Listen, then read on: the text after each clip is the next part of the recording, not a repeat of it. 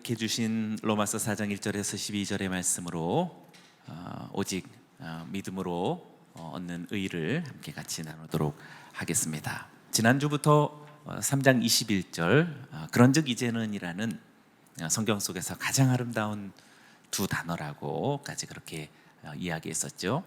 심판이 불가피하고 멸망이 필연적인 우리 인간과 이 세상에 그런 멸망과 심판으로 절망할 상황 속에 그런즉 이제는 주님의 복음과 하나님의 구원의 행동이 나타나기 시작했다라는 사실입니다. 그러므로 우리는 희망할 수 있고 우리에게는 전적인 희망이 있습니다. 그러므로 심판의 증후가 가득한 암울한 시대 속에서 성도와 교회는 희망의 불꽃을 강하게 가슴속에 피어오르면서 긍정적으로 또 사명적으로 살아갈 수 있다는 사실은 전적으로 주님의 복음으로 말미암는 능력이라고 말할 수 있겠습니다. 지난주 이렇게 율법의 행위가 아닌 오직 믿음으로써 하나님 앞에 인정받는 의로운 사람이 된다는 그런 진리를 선포한 바울이 이제 4장부터 구체적인 사례를 증거하기 시작합니다. 바로 아브라함과 다윗의 이야기를 우리들에게 언급하면서 사례를 제시합니다. 오늘 말씀 그대로 우리들에게도 오늘 이 내용 자체가 우리에게 적용됐으면 좋겠습니다. 오직 믿음으로 의롭다함을 받는다라는 교리죠. 진리입니다. 그러나 진리가 삶과 무관한 지식이 된다면 우리도 성경 속에서 예수님께서 그렇게 안타까워하시고 책망하시는 바리새적 사람이 될 수밖에 없습니다. 오늘 여기 있는 우리도 믿음으로 구원받고 하나님 앞에 의롭다는 그런 의인이 된다라는 이 분명한 선언과 다짐이 우리들의 마음과 가슴 속에서만 남아있지 않고 구체적인 삶의 실제로서 드러나야 하겠습니다. 저와 여러분들이 오늘로부터 아브라함과 오늘 언급되어지는 다윗과도 같은 구체적인 삶으로서 주님의 복음으로 말미암는 놀라운 의인됨과 구원됨이 우리 모두에게 나타나기를 축원합니다. 아멘. 어떻게 제시되는지 우리 1절의 말씀을 같이 한번 읽어보겠습니다. 시작. 그러면 우리가 육체에 따라 우리의 조상이 된 아브라함이 무엇을 얻었다고 말할 수 있겠습니까? 바울은 앞에서 언급했고 선언했던 사람이 의롭게 되는 것은 오직 믿음으로 말미암는다라고 하는 이 사실을 아브라함의 신뢰로서 보여주려고 합니다. 바울은 아브라함을 모든 이스라엘 많은 역사 속에서의 아주 훌륭한 믿음의 증인들 중에서도 믿음의 시작으로서의 믿음의 기원으로서의 조상으로 우리가 알고 있지요. 우리만이 아니라 유대인들은 더합니다. 이렇게 선민 이스라엘의 조상으로 택하신 하나님께서 아브라함에게 주셨던 특별한 것이 무엇이 있을까 생각해 보면 굉장히 많겠죠. 우리는 아브라함을 통해서 얻게 되어지는 많은 교훈들이 있습니다. 그런데 오늘 지금 1절 말씀 속에 아브라함이 무엇을 얻었다고 말할 수 있겠습니까? 라고 푸르게 표현한 것 속에서 하나님께서 아브라함에게 주신 특별한 것이 무엇인지를 확인한다면 그것은 사실 아무것도 있지 않다라고 말하고 있는 것입니다. 2절을 보시죠. 만일 아브라함이 행위로 의롭다는 인정을 받았다면 자랑할 것이 있겠지만 하나님 앞에서는 없습니다라고 하나님 앞에서 아브라함이 자랑할 것이 아무것도 없다라는 사실을 이렇게 확연하게 우리들에게 증언하고 있습니다. 바울은 사람이 의롭게 된다라는 것은 자신의 성취 업적에 기초하고 있지 않다라는 것을 아마 믿음으로 대표할 수 있는 가장 최고의 사람인 아브라함을 통해서 우리들에게 증언하고 있습니다. 이것은 바울이 지금까지 언급해왔던 일관된 그런 주장이지요. 그런데 이 주장에서 아브라함도 예외가 되지 않는다라고 밝히고 있는 것입니다. 여기서 행위가 무조건 부정적인 것은 아닙니다. 그러니 우리는 아무것도 할 필요가 없겠다라는 그런 부정적인 결론이나 적용은 잘못된 것이지요. 각 사람의 행위는 하나님께서 보상을 통해서 보상을 주시는 또한 그 근거가 됩니다. 갈라디아서 6장 7절과 10절 속에서의 말씀 속에 하나님 각 사람의 행위대로 하나님께서 어떠한 응답을 주실지에 대해서 동일한 사도가 다른 서신서 속에서 분명히 그 행위의 중요함을 우리들에게 밝혔었지요. 그러나 중요한 것은 행위 자체가 믿음을 대신할 수는 없다라는 사실입니다. 성도는 반드시 착한 일, 선한 일, 하나님이 보시기에 합당한 일들을 수행해야 하고, 교회와 목회자와 여기 있는 우리 모든 믿음의 성도들은 많은 사람들로 그렇게 장려하고 격려해야 할 것입니다. 그러나 선행 자체가 구원을 대신할 수 없다라는 것은 오늘 우리들에게 명백한 기준으로 선언해야 할 것입니다. 구원에 있어서 믿음을 대신할 것은 아무것도 없다라는 것을 동의하십니까? 아멘. 옆 사람들에게 선포하십시오. 오직 구원은 믿음으로 말미암는 것입니다. 네, 다시 한번 되뇌이고 마음으로 새기고 입술로 선포하고 삶으로 실천할 수 있는 우리 모두였으면 좋겠습니다. 3절을 보시지요. 성경은 무엇이라고 말합니까? 아브라함이 하나님을 믿으니 이것이 그에게 의로 여겨졌다라고 합니다. 구체적으로 믿음으로 말미암는 의의 기원으로 지금 거슬러 올라가고 있죠. 창세기 15장 6절 아주 중요한 말씀을 지금 인용하면서 아브라함이 하나님을 믿으니 이것이 그에게 의로 여겨졌다라고 그렇게 밝히고 있습니다. 아브라함의 의가 인정된 것은 아브라함이 하나님의 말씀을 믿었을 때다라는 것을 지금 분명하게 언급하고 있죠. 다시 3절을 보시면 그래서 좀 굳이 푸르고 붉게 표현했던 것입니다. 아브라함이 하나님을 믿으니 푸르게 표현했죠. 그랬더니 이것이 그에게 의로 여겨졌다. 그러니 푸른 것은 아브라함의 입장이고 붉은 것은 하나님의 응답과 판단이 되는 것이지요. 분명히 선행이 아브라함의 믿음에 있었다라는 사실을 이렇게 이야기하고 있습니다. 그렇다면 아브라함이 무엇을 믿었을 때였는지 한번 거슬러 올라가 보면 구체적인 실제가 있습니다. 지금 아까 이 창세기 9절은 15장 6절이었다 그랬죠. 많이 거슬러 올라갈 수도 있겠지만 딱 한 절만 거슬러 올라가 보죠. 15장 5절 말씀이 이렇습니다. 여호와께서 아브라함을 밖으로 데리고 나가 말씀하셨습니다. 하늘을 올려다보고 별을 세어보아라. 과연 셀 수 있느냐? 그리고 여호와께서 말씀하셨습니다. 내 자손도 이와 같이 될 것이다. 바로 앞절 이어서 내 몸에서 날 자가 너의 상속자다라고 그렇게 하나님께서 아브라함에게 말씀하셨을 때 아브라함에게 있어서 상속자라는 것은 사실 현실적으로 보면 너무 믿기 어려운, 자신의 나이도 많고 이제 이곳 팔레스타인 가나안 땅에 온 지도 벌써 시간이 꽤 많이 흘렀고 그리고 지금 자신에게 있어서의 현실적인 사람은 자신의 육신의 종으로서의 엘리에셀 한 사람뿐이었기 때문에 자신의 상속자라고 말한다면 엘리에셀 뿐이 더 있지 않습니다 라고 그렇게 하나님께 응답했을 때 하나님 밖으로 불러내서 무뼈를 바라보게 했던 것입니다. 이렇게 수많은 별들처럼 너의 자손이 이렇게 내 상속자로 말미암아 나타나게 될 것이다 라고 정말 동화 같은 말씀을 하신 거죠. 그런데 이 동화 같은 말씀을 가지고 아브라함이 어떻게 여겼냐면 그냥 마음으로 그냥 듣고 마는 정도가 아니라 지금 아까 6절 말씀 속에 아브라함이 하나님을 믿으니 이 말씀을 믿었다라고 그렇게 밝힌 것입니다. 정말 우리들에게 보기에는 꿈 같은 얘기, 정말 동화 같은 이야기인데도 아브라함은 순수하게 그것을 믿음으로 받아들였더니 하나님께서 그 믿음을 아시고 그를 의롭다라고 여기셨다는 사실입니다. 사랑하는 여러분, 오늘 여기 있는 저와 여러분들에게 이 순수한 믿음의 회복이 있게 되기를 주의 이름으로 축원합니다. 지금 온 세상이 감염병으로 고통하고 있고 전쟁으로 인해서 경제적인 피폐함은 말할 것도 없고 그리고 앞으로 이 기후의 위기는 얼마 전에 또 유엔에서도 이야기했죠. 이렇게 가다가는 다 죽는다라고까지 심각하게 이야기했습니다. 그런 폐쇄기 짙은 상황 속에서 어떻게 하면 걱정하고 또는 아무 생각 없이 무심하게 그냥 자기 일에만 몰두한 그러한 세속의 무의미한 인생으로 살 것이 아니라 마치 우리를 불러내어서 하늘의 무뼈를 바라보아라.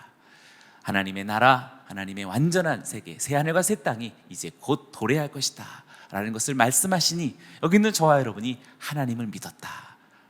그때 주님이 저와 여러분을 의로운 하나님의 자녀요 백성으로 여기실 줄로 믿습니다. 아멘. 이런 순전한 믿음, 이런 정말 깨끗하고 온전한 하나님 앞에서의 아멘이 여기 있는 우리 모두에게 다시 회복되고 다시 견고하게 선포되는 우리 모두가 되기를 축원합니다. 아멘. 아브라함은 바로 그 말씀을 그렇게 믿었던 것입니다. 4절과 5절을 보시지요. 이 믿음이 어떤 차이를 불러내는지 4절과 5절을 보시기 바랍니다. 일하는 자에게는 품삯이 은혜로 여겨지지 않고 정당한 대가로 여겨지나 일하지 않고도 경건치 않는 사람을 의롭다고 인정하시는 분을 믿는 사람에게는 그의 믿음이 의로 여겨집니다. 바울은 지금 믿음으로 말미암아 의로 여겨진다라는 것을 설명하기 위해서 지금 품삯을 받는 일꾼의 예화를 지금 우리들에게 보여주고 있는데요. 어떻게 보면 좀 당연한 것인데, 그러니까 일꾼은 품삯을 받을 때 그것을 어이구 이게 웬일입니까? 그렇게 하고 품삯을 받나요? 당연하게 받겠죠. 정당한 대가로 받게 됩니다. 그런데 하나님은 오히려 일하지 않고도 경건하지 않은 사람들을 의롭다라고 인정하시는 분이시다라고 그렇게 밝히고 있습니다.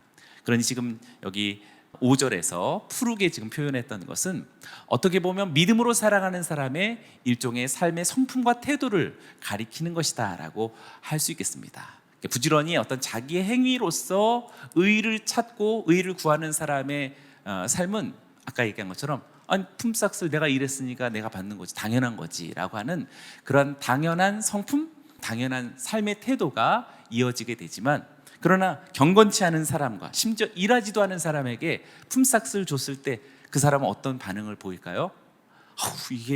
이게 다 뭡니까? 이게 도대체 어떻게 된 일인가요? 나는 이런 받을 자격이 전혀 없는데?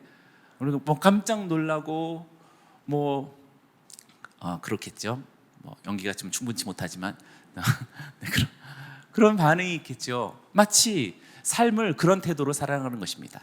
앞에 있는 일종의 나름대로 성과를 거두고 성취하는 사람들은 점점 더 그 기세가 당당하겠죠. 마땅히 내가 내 몫을 받는 것이다 라는 그런 자기 본위의 인본적인 사고와 생각이 투철한 삶을 살아가게 되어지고, 하나님 없이 쌓아올린 이 바벨탑의 세상도 다 그와 같은 논리로서 살아가게 되는 것입니다. 그러니 그와 같은 논리를 살아가는 사람들은 온갖 사상과 이데올로기 속에서 전쟁이 불가피한 것이지요. 그래서 결국은 똑똑한 사람이 살아남는 것이고, 그리고 결국에 강한 자가 살아남는 것이다라는 그런 결론을 가질 수밖에 없는 것입니다.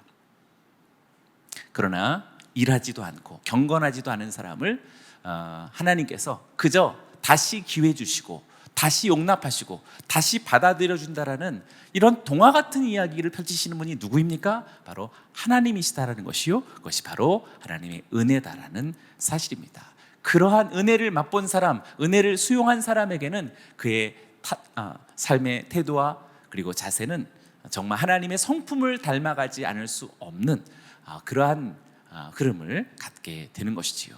이신칭이란 이렇게 전적으로 하나님의 은혜로만 된다라는 사실을 지금 바울이 언급하고 있는 것입니다. 아무 일을 하지 않았을지라도, 아무런 공로가 없었을지라도, 오직 죄인까지라도 의롭다고 하시는 하나님의 이 엄청난 스케일, 믿기만 한다면 하나님은 그 믿음으로 인해서 바로 이러한 세계를 허락하신다라는 놀라운 이야기가 바로 복음의 이야기다라는 사실입니다. 세상 어디에서도 이 이야기가 있는지 찾아보십시오. 세상 어느 귀인에게 찾아가서 이런 기회가 있는지를 물어보십시오. 세상이 멸망할 때까지 그런 기회는 얻지 못할 것이요, 그런 이야기가 실제의 삶이 될지는 정말 그것은 불가능한 일이라고 말할 수 있겠습니다. 사랑하는 여러분, 하나님을 믿기만 한다면 하나님은 바로 그 믿음으로 인하여서 이런 놀라운 하나님의 세계, 의로운 하나님의 나라를 여기 있는 저와 여러분들에게 허락하신다라는 것을 믿으십니까? 아멘. 아멘대로 이루어질 줄로 믿습니다. 아멘. 하나님께로부터 의롭다 하심을 받는 사람들은 이렇게 자기 주도하에, 자기 열심하에, 자기 지능하에, 자기 수많은 업적과 그리고 조직적인 자신의 투철한 삶의 태도에 의해서 살아가는 자가 아니라 오직 주님을 의지하는 믿는 자로 말미암는다라는 사실을 우리들에게 밝혀주고 있습니다. 하나님께서 제시하신 의로움의 조건은 오직 믿음입니다. 다시 한번 다른 서신에서 우리 사도 바울이 말한 중요한 구절이죠. 에베소서 2장 8절과 9절의 말씀입니다. 어떻게 주어진 의로움인지, 어떻게 주어진 하나님의 나라의 선물인지 큰 목소리로 같이 한번 읽어보겠습니다. 시작. 여러분은 믿음으로 인해 은혜로 구원받았습니다. 이것은 여러분에게서 나온 것이 아니요 하나님의 선물입니다. 행위에서 난 것이 아니니 아무도 자랑하지 못하게 하려는 것입니다. 아멘. 그렇습니다. 하나님께서 주신 오직 한 가지의 조건, 믿음이다라는 사실을 우리들에게 이야기합니다. 지금 경건하지 않아도, 여기 있는 저와 여러분들 중에 혹시 누구라도 지금 경건하지 않아도, 심지어 수많은 죄로 얼룩진 상황일지라도 오직 믿음을 갖고 주님을 의지한다면 그분께서 우리 모두를 용서하시고 또 사하시고 다시 기회를 주시고 다시 용납하시는 놀라운 하나님의 이야기가 바로 지금 여기 로마서에서 뿜어져 나오고 있는 복음의 놀라운 역사입니다. 다시 그리스도인의 삶을 시작할 수 있고 다시 위대한 생애를 시작할 수 있는 줄로 믿습니다. 아멘. 이제 바울은 하나님께서 이렇게 우리들에게 펼쳐주시는 의롭다 하시는 하나님의 기회, 하나님의 지극한 영화로운 선물에 대하여서 또 다른 사례를 제시합니다. 시편 32편을 언급하는데요, 6절부터 8절까지 다윗의 시편을 언급한 것입니다. 같이 읽어볼까요? 시작. 행위와 상관없이 하나님께 의롭다고 인정받는 사람의 복에 대해 다윗도 이렇게 말합니다. 주께서 불법을 용서하시고 죄를 덮어주시는 사람은 복이 있고 주께서 그 죄를 인정치 않으실 사람은 복이 있다. 바울도 참 하나님의 사람이다라는 것을 여기서 알게 됩니다. 우리가 성서 속에서 볼 수 있는 바울의 위대함을 뭘로 볼 수 있을까요? 사실 너무나도 많죠. 우리가 다윗의 장막을 우리가 회고하면서 지난 수요 저녁 예배 동안 다윗의 시리즈를 오랫동안 우리가 나누었습니다. 개강 예배와 종강 예배 때마다 다윗의 삶의 어떤 흐름들을 우리가 같이 추적해 왔고 또 묵상했는데 정말 탐복할 만한 다윗의 멋진 모습들을 우리가 보았습니다. 그런데 그런 모습들 하나도 언급하지 않고 지금 여기서 다윗 자체가 무엇으로서 하나님 앞에 자기 자신의 의미를 취했는지를 시편 32편을 통해서 언급하고 있는데요, 32편 1절과 2절 두 구절을 언급했던 것입니다. 7절 말씀 속에서 보시지요. 주께서 불법을 용서하시고 죄를 덮어주시는 사람은 복이 있고 주께서 그 죄를 인정치 않으실 사람은 복이 있다라고 7절과 8절에 푸르게 표현하는 것을 잘 한번 보시면 사실 동일한 표현을 세 가지를 계속 반복 강조했다라고 말할 수 있습니다. 복 있는 사람이 누구인지를 언급했는데 첫째 뭐예요? 불법을 용서하시는 사람, 불법을 용서함을 받은 사람이죠. 두 번째는 죄를 덮어주시는 사람, 그러니까 죄 덮어주심을 받은 사람이죠. 세 번째는 죄를 인정치 않으실 사람이라고 이렇게 세 가지로 언급하고 있습니다. 바로 이런 사람이 복이 있다, 에쉐르라는 말을 썼는데 우리 신명기 33편 29절 말씀 속에 이스라엘아 너는 참 행복한 사람이로다 구절 아시죠? 행복한 사람이라는 그 말이 바로 복 있는 사람이라는 그 에쉐르라는 말을, 동일한 말을, 정말 복 있는 행복한 사람이 누굴까? 많이 삶이 안정되게 이렇게 경제적 위기 속에서 삶을 이렇게 안정되게 경제적인 공급을 해주신 사람이 행복한 사람일까?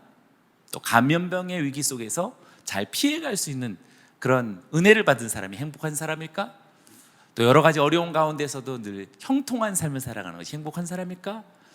그것을 찾지 않고 지금 다윗이 그가 얼마나 비참한 운명 속에 있었을 때 불법을 용서받은 사람이요, 죄 사함을 받은 사람이요, 그리고 결국 죄로부터 청산을 선고받은 사람이 그가 바로 행복한 사람이다라는 노래를 20편 32편을 통해서 이야기했다라는 사실입니다. 그렇습니다. 다윗이 혁혁한 전쟁의 공을 세우고 심지어는 골리앗을 목을 베면서 이스라엘로 하여금 구원과 다시 하나님 앞에 존엄함을 회복시켰기 때문에 그 사람이 다윗이 행복한 사람이 아니라 씻을 수 없는 죄로 인해서 고통하던 중에 하나님의 무한하신 용서의 은혜를 깊이 경험한 그 사람이 자기 자신이 행복한 사람이라고 그렇게 노래했던 것입니다. 그러니 사랑하는 여러분, 여러분은 정말 그러신가요? 여러분들의 행복의 그 이유와 근원을 거기서 찾고 계신가요? 여러분들이 막 환호성을 부리는 것은 어디에서 있습니까? 만약에 여러분이 많은 성취와 많은 성공 속에서 지배적으로 여러분의 기쁨과 행복을 찾고 있다면 아까 얘기한 것처럼 우리는 믿음으로 하나님의 의롭다 하는 것을 찾는 것은 머리로서는 그렇게 찾고 있는 것이요, 실제 삶으로서는 부지런한 행위를 통해서 자기 성취와 자기 성공과 자기 업적과 자기의 모든 소유를 통해서 하나님에게 복을 받았다라고 그렇게 살아가는 사람이 되는 것입니다. 이율배반적인 것이죠. 모순입니다. 복음은 지식으로 알고 삶은 엉뚱하게 율법적으로 살아가는 그런 세속과 결탁하는 사람이라고 말할 수 있습니다. 사랑하는 여러분, 오늘 우리 가운데 많은 노래가 있겠고 또 많은 성공이 있겠고 그로 인한 많은 간증이 있겠지만 다 버리시고 오직 죄사함을 받은 자가 행복한 사람이로다. 오직 불법의 용서를 받은 자가 행복한 사람이로다.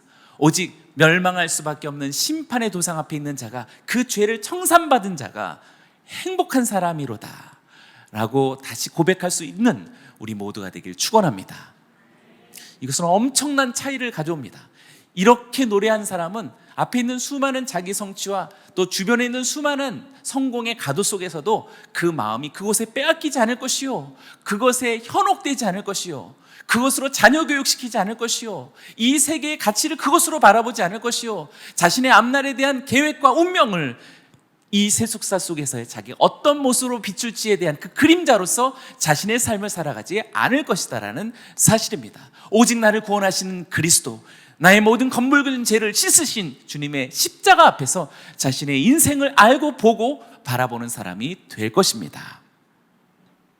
이와 같은 사람은 절대로 생존으로 살지 않을 것이요, 생존은 다 하나님께 맡기고 오직 하나님의 사명으로 살아갈 뿐입니다 라는 그러한 주님의 종이 될 줄로 믿습니다. 우리 모두가 그러한 행복한 죄 용서함을 받은 하나님의 사람들 되시기를 주의 이름으로 축원합니다. 바울은 이제 사람이 의롭다고 여김을 받은 이 칭의가 사람의 행위와 무관하다라는 것을 아브라함의 사례와 또 다윗의 시편을 통해서 증언했는데요, 이제는 한 가지 더 구체적인 사례로서 말하고 있습니다. 바로 할례입니다. 오직 믿음으로 인하여서 할례와 무관하게 하나님의 의로운 칭의와 하나님의 선언이 이루어진다라는 사실을 다시 아브라함의 신뢰를 통해서 우리들에게 밝히는데요, 9절과 10절을 보시죠. 그러면 이 복은 할례 받은 사람에게만 내리는 것입니까? 아니면 할례 받지 않은 사람에게도 내리는 것입니까? 우리가 말하기를 아브라함이 하나님을 믿으니 이것이 그에게 의로 여겨졌다라고 했습니다. 그러면 이것이 어떻게 의로 여겨졌습니까? 그가 할례를 받은 때입니까? 아니면 할례를 받지 않은 때입니까? 할례를 받은 때가 아니라 할례를 받지 않은 때입니다. 네, 앞에 있는 것을 또 동일하게 되풀이하는 것 같아서 지금 뭐 똑같은 내용인가 그런가 보다 하지만, 할례라고 하는 하나의 특별한 지금 이스라엘이 아주 귀하게 여기는 하나의 의식적인 행위가 우리들에게 보여지고 있습니다. 아브라함은 분명히 할례를 받은 사람이지만 그의 믿음과 할례 관계는 분명히 시간차가 있다는 것을 지금 아주 정확하고 정교하게 지금 우리들에게 제시하고 있는 것입니다. 할례가 아브라함을 구원에 이르게 했다든지 아니면 할례가 아브라함으로 인하여서 축복을 받게 했다라는 증거는 성경 어디에도 없다라는 것을 우리들에게 밝히고 있습니다. 결정적으로 중요한 것은 하나님께서 아브라함을 의롭게 여기셨던 때는 아브라함이 할례 받았던 때가 아니라 놀랍게도 할례를 받지 않았을 때 아까 창세기 15장 6절의 말씀이 주어졌다라는 사실입니다. 아브라함이 하나님을 믿으니 이것이 그에게 의로 여겨졌다라고 하는 지금 이 표현 밖으로 불러내서 하늘의 묵별들을 바라보아라 라고 했던 그 광경은 아브라함이 할례를 받기 전, 다시 말하면 아브라함은 무할례자였을 때 지금 하나님의 놀라운 의로운 칭의의 광경이 펼쳐졌다라는 사실이지요. 아브라함의 칭의에 관한 기록은 아까 창세기 15장 6절인데 아브라함이 할례를 받은 구체적인 기록은 창세기 17장 26절입니다. 15장 6절과 17장 26절, 시간차로 말하면요 14년이나 더 뒤에 있게 되는 것입니다. 때문에 지금 이것은 아주 중요한 의미를 갖게 되지요. 아브라함이 칭의와 할례의 시간적인 이 차이는 우연이 아니라 아주 중요한 차이를 우리들에게 가져다 주는 것입니다. 어떤 차이입니까? 11절을 같이 한번 읽어보겠습니다. 시작. 그가 할례의 표식을 받은 것은 할례를 받지 않은 때에 얻은 믿음의 의를 믿는 모든 사람들의 조상이 돼 그들도 의롭다는 인정을 받게 하려는 것입니다. 할례는 하나님과의 관계를 맺는 표가 아니라 이미 하나님과 그런 관계 속에 있는 사람에게 나타나는 표징과 같다라는 것을 말해주고 있는 것입니다. 할례는 칭의에 대한 증표와 같다라는 의미지요.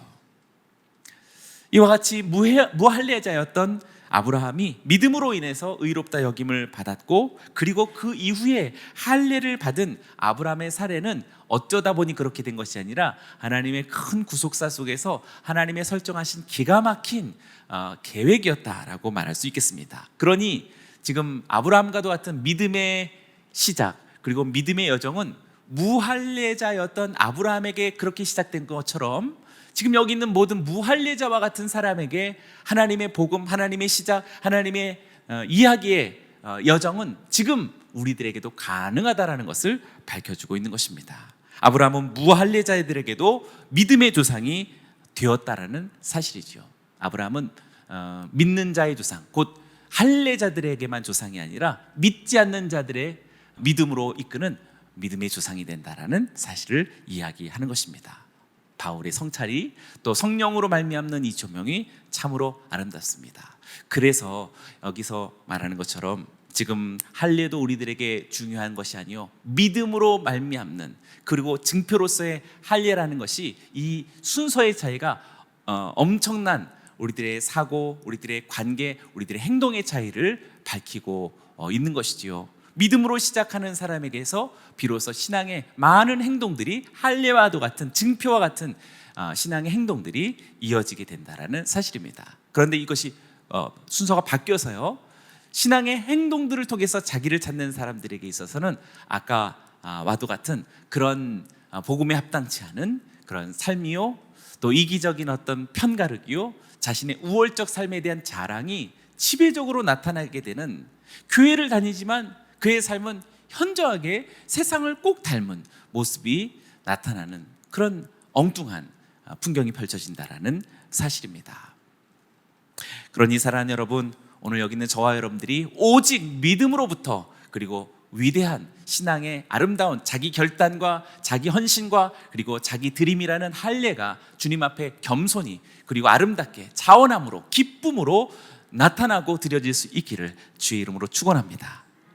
순서가 중요합니다. 믿음으로 말미암아 아울리치 하는 것이요, 믿음으로 말미암아 성전 건축하는 것이요, 믿음으로 말미암아 누군가를 돕는 것이요, 믿음으로 말미암아 자기를 깎아내어 주는 것이요, 믿음으로 말미암아 이 모든 것들이 하나님 앞에 그저 감사에 얻은 은혜를 받은 자의 마땅한 본분입니다 라고 그렇게 고백할 수 있는 우리 모두가 되길 축원합니다.